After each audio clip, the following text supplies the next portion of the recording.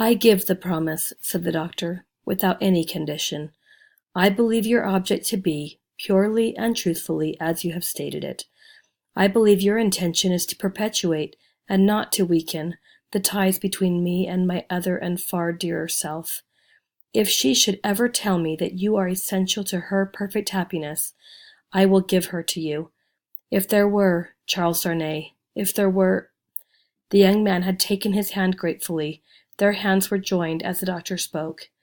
"Any fancies, any reasons, any apprehensions, anything whatsoever, new or old, against the man she really loved, the direct responsibility thereof not lying on his head, they should all be obliterated for her sake. She is everything to me, more to me than suffering, more to me than wrong, more to me—well, this is idle talk." So strange was the way in which he faded into silence, and so strange his fixed look when he had ceased to speak, that Darnay felt his own hand turned cold in the hand that slowly released and dropped it. "You said something to me," said Dr. Manette, breaking into a smile. "What was it you said to me?" He was at a loss how to answer, until he remembered having spoken of a condition. Relieved as his mind reverted to that, he answered,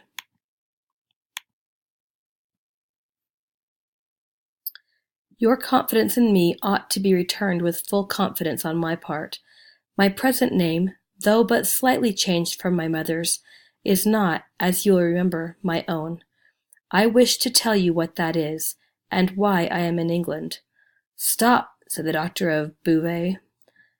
"I wish it, that I may the better deserve your confidence, and have no secret from you." "Stop!" For an instant the doctor even had his two hands at his ears. For another instant, even had his two hands laid on Darnay's lips. "Tell me when I ask you, not now. If your suit should prosper, if Lucy should love you, you shall tell me on your marriage morning. Do you promise?" "Willingly." "Give me your hand.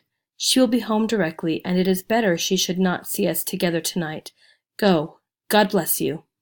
It was dark when Charles Darnay left him, and it was an hour later and darker when Lucy came home. She hurried into the room alone, for Miss Pross had gone straight upstairs, and was surprised to find his reading-chair empty. "My father!" she called to him. "Father, dear!" Nothing was said in answer, but she heard a low hammering sound in his bedroom. Passing lightly across the intermediate room, she looked in at his door and came running back frightened, crying to herself, with her blood all chilled, "What shall I do? What shall I do?" Her uncertainty lasted but a moment. She hurried back, and tapped at his door, and softly called to him. The noise ceased at the sound of her voice, and he presently came out to her, and they walked up and down together for a time. She came down from her bed to look at him in his sleep that night. He slept heavily, and his tray of shoemaking tools, and his old unfinished work, were all as usual.